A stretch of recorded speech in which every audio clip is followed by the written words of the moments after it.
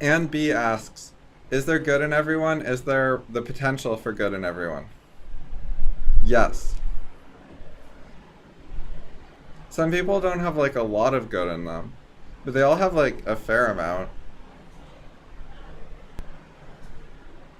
They're able to do lots of tasks successfully, like eating dinner and going to bed and putting their clothes on. That requires skill.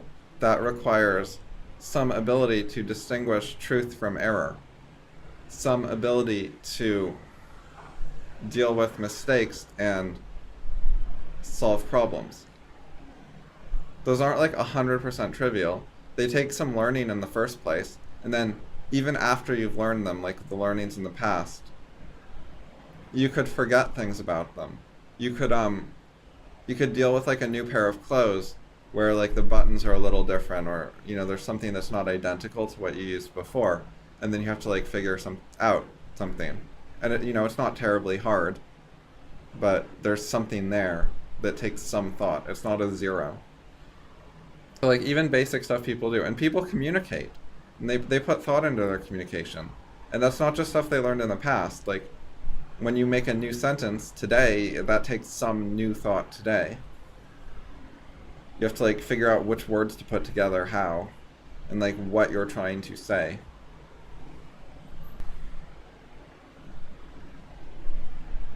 There's potential for a lot more good in everyone. People are capable of learning anything that can be learned, as far as we know. They're capable of being like way, way better. There's nothing that just like makes someone incapable of solving their problems and sorting their life out and getting their thinking in order and getting their mind organized and cleaning their room and getting a better job and learning a trade and studying abstract ideas and eventually learning them.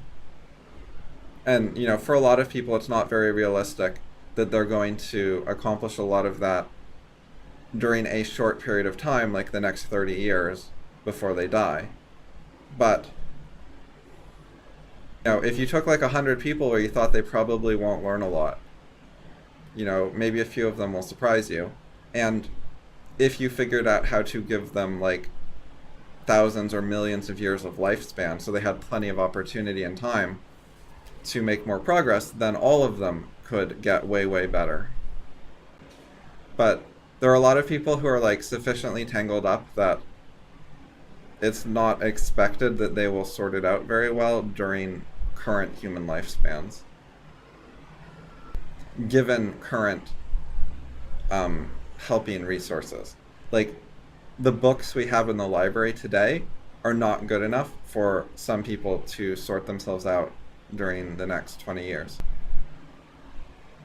It's not like impossible, but like the odds are pretty low. Like they would have to like come up with some great thinking, some great discoveries, they'd have to make some sort of breakthroughs that statistically, like when we've seen people make efforts, most of them would not succeed at figuring out that much themselves with that little help.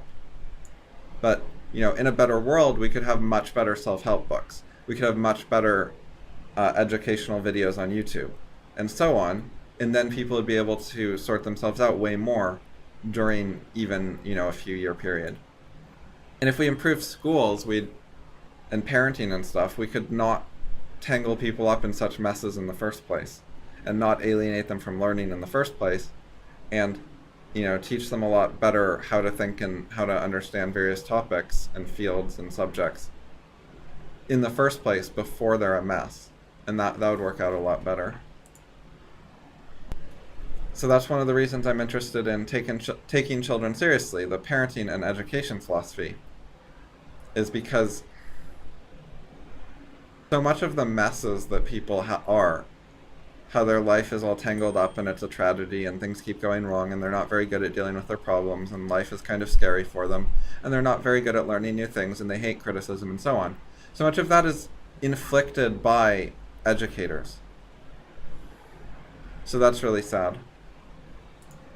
But it's not an easy problem. Like some people do homeschooling and they're like, I'll protect my kid, I won't send him to school. But then they're not so great themselves. And people aren't very self-aware. They don't realize all the stuff they're doing wrong. And it's difficult to learn to be more self-aware and actually understand what type of parent you are and how you're treating your kid. And it's also difficult to learn the right educational philosophy and how you should be treating your kid and all that. And most people just don't study it nearly enough. They start reading parenting books like when they get pregnant, and then they spend like 9 months of reading like popular parenting books rather than, taking a few years to actually understand the field of epistemology, which is the field about how learning works. Like, most people don't read anything about epistemology when they're trying to learn how to be an educator, let alone actually like survey the field enough to form an informed opinion about which school of thought they think is correct, and form their own informed opinion about that instead of just listening to some authority and taking their word for it. Most people don't do that, and then they get it wrong. And so I try to encourage people to think for themselves and to read more and to put more thought into what they do. That would help. That would make the world better. It would help bring out people's potential to be better.